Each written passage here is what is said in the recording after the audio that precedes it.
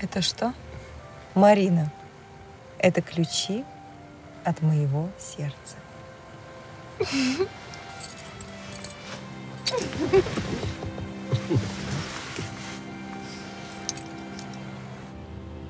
Оказалось, что ключи от его квартиры.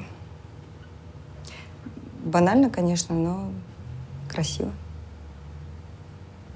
А когда я узнала, что у него есть свой бизнес, я поняла, что сбылась моя мечта.